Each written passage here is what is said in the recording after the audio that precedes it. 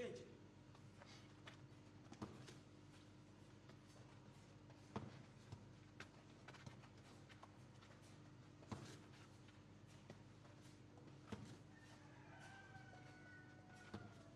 Aye.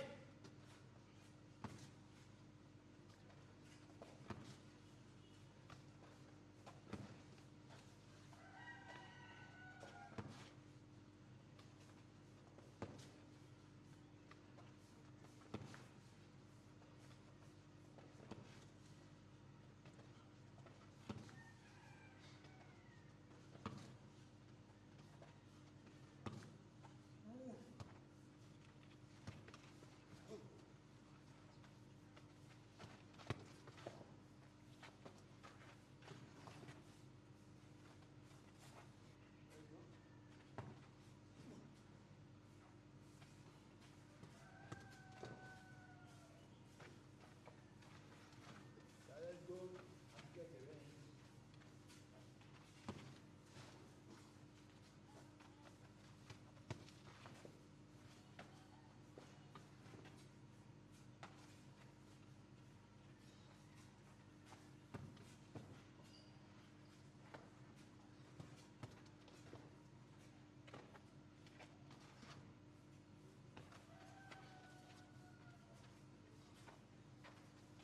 Good. Easy.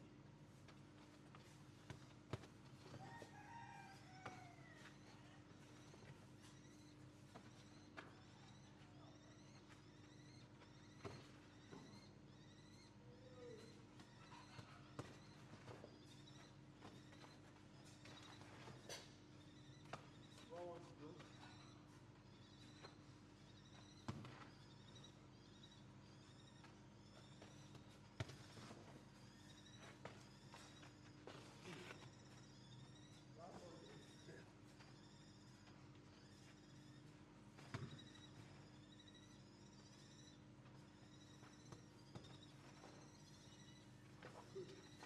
Well done.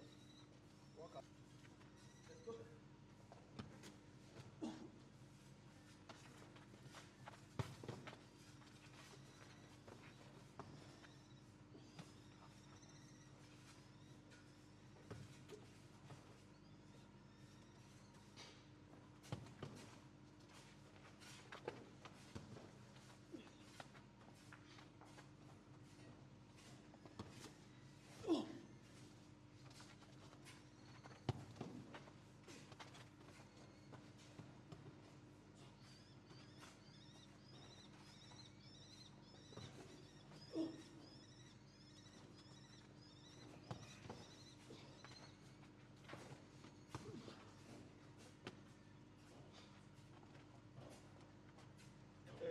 Ẹ ti lọ sẹ́yìn jù. Kí lẹ̀ lọ sílẹ̀? Kí lẹ̀ lọ sílẹ̀? Ẹ má rọ ṣàlàyé ẹ fara balẹ̀ ká. Ẹ má dára gba gbogbo àlẹ́ fa. Ìyẹn náà ni kẹ́ máa lò. Let's start again. Ẹ má rọ ṣàlàyé. Let's go.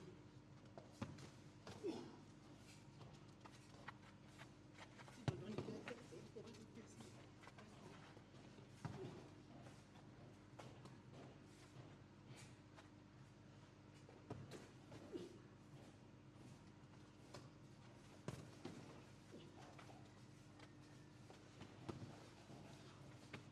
To go. Let's go. Fine. Let's get clean again.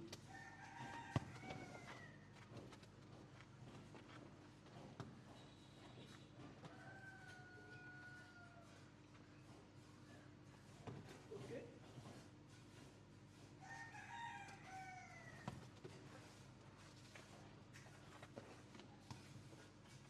Last one. Ooh la la. Let's go. Hey, we do it again. We do it again.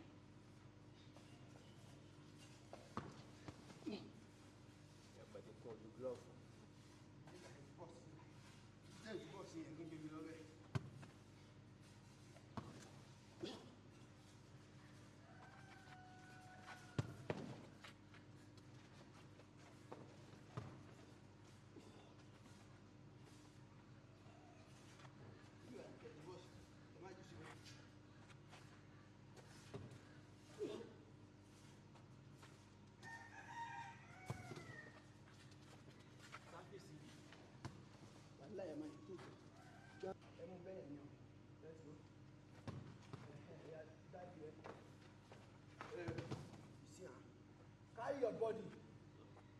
Let's go. Hey. Better, that's the thing. Hey. Go back now. Let's do a phone scene. Let's do this thing without stopping now. She will be now, Marty.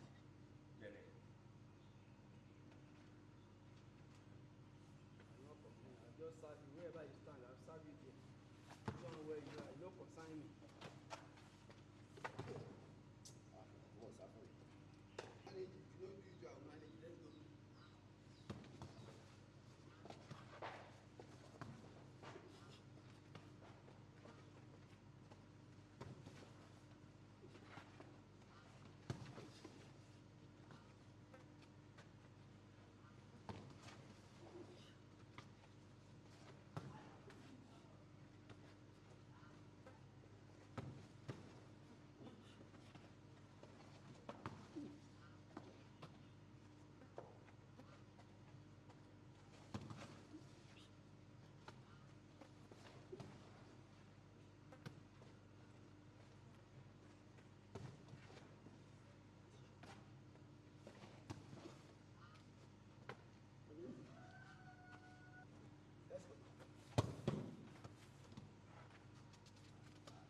Let's go.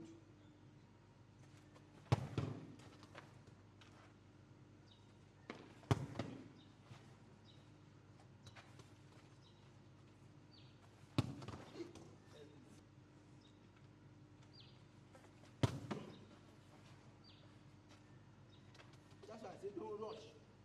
If you rush, and you know, leave the door, leave the door.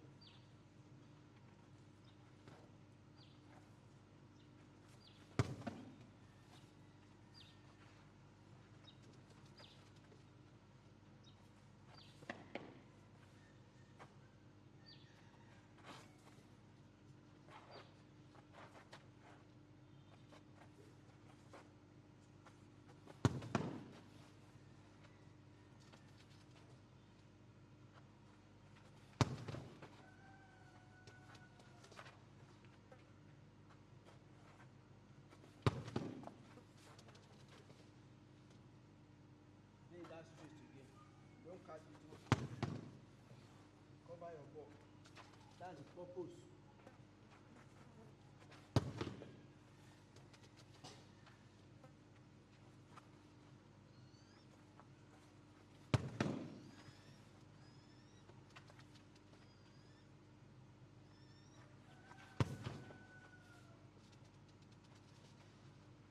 Last one.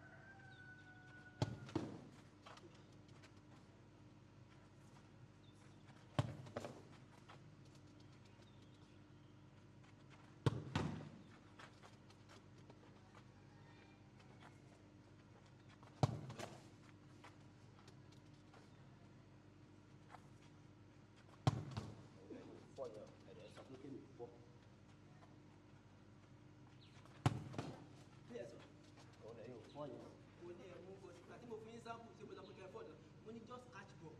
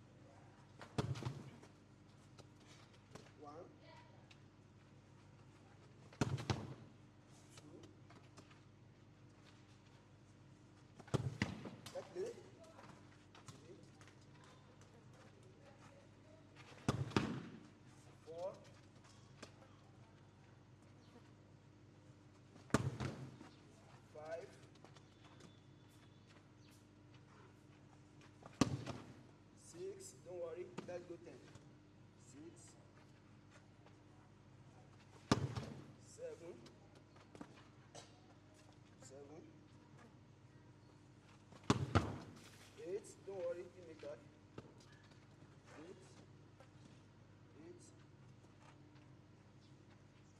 8, 9. Don't worry. Last one.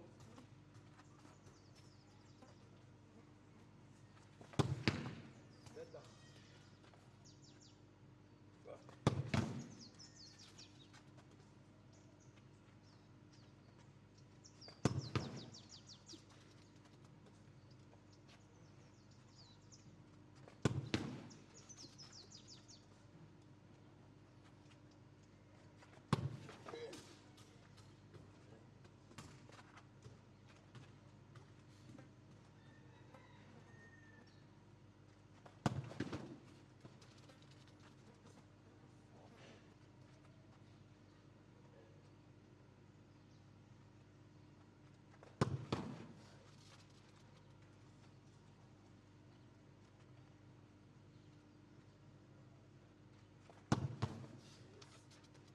Ti rọ́ sí mi létí gan.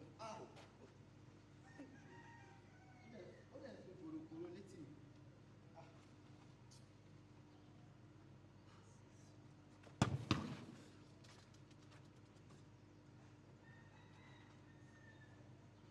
Mélòó ni bẹ́ẹ̀? 7. Okay, 3 to go. Let's go.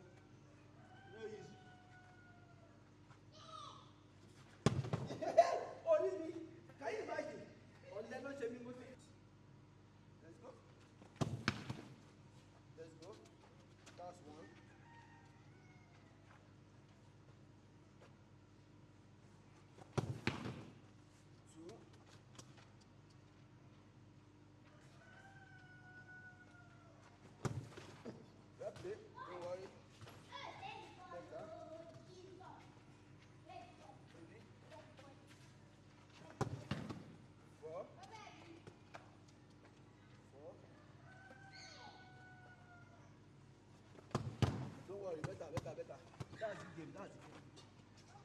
Make some. Better, don't worry. Come anyhow. Better. Just move. Bobo, yo, yeah. Again.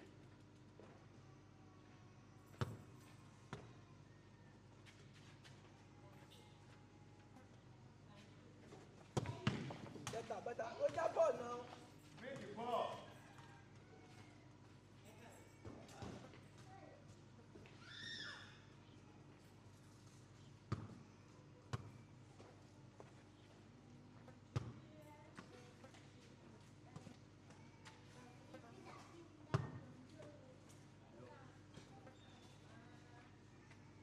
How many to go? 4 to go. Let's go.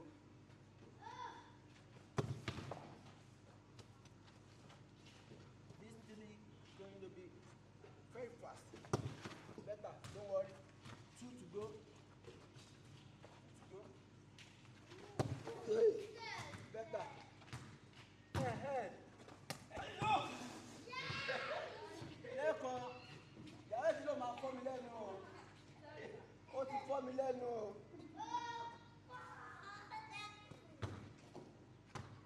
Ẹ̀rọ tó fẹ́ fọ́ bàbá ọkọ ẹ lẹ́nu àbí? Ó ti ẹ̀dá o ṣe pé.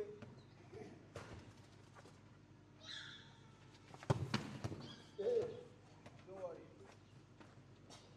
Ready. Let's go. Hey.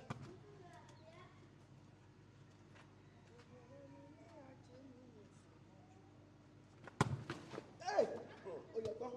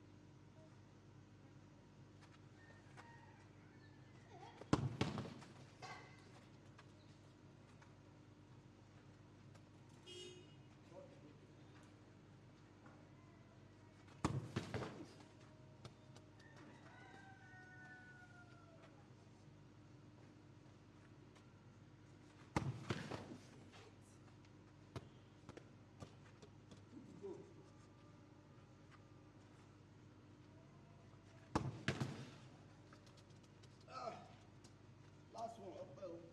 Ó dàbí last day of Ramadan. Aṣá ìjẹun lọ́la.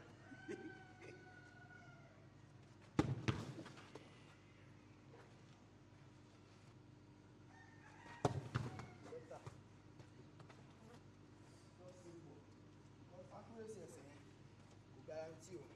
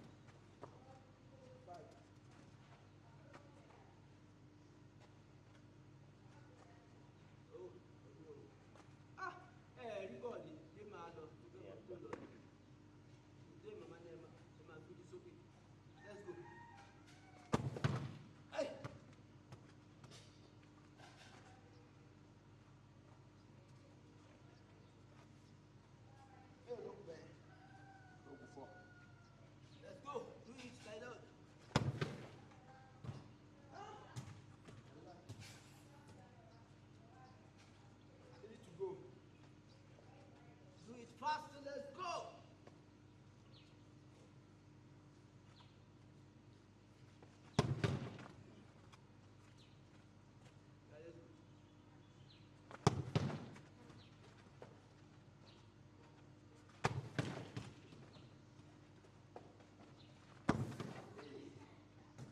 Finish. Oh, I just.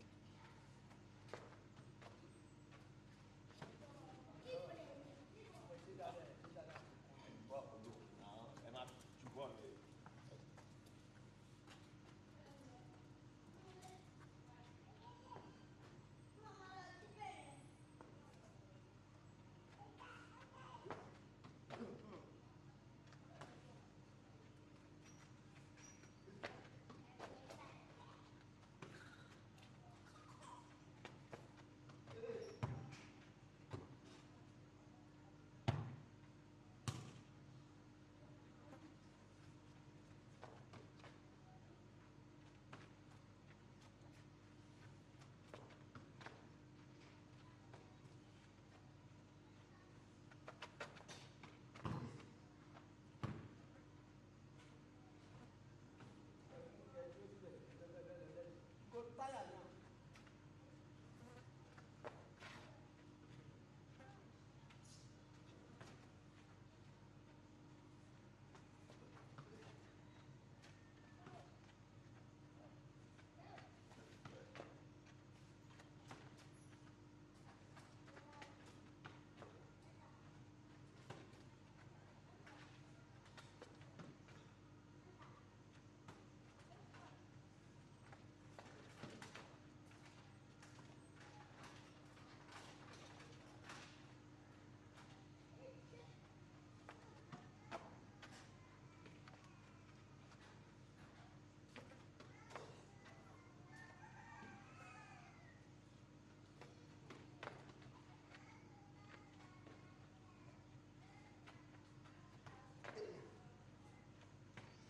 Last two.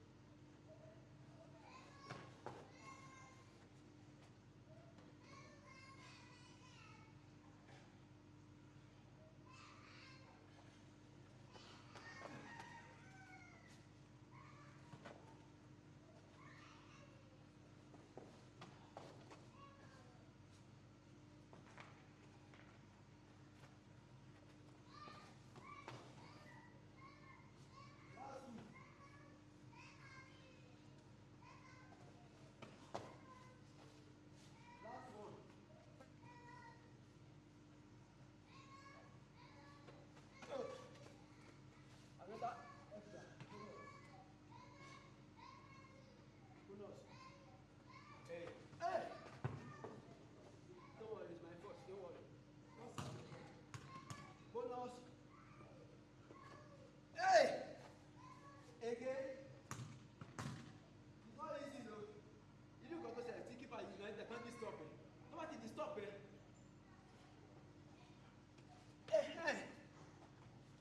bọ̀ yẹn wá síwájú tó bá ẹ sáà ẹ sáà ẹ báyìí tó ń tí sọ̀rọ̀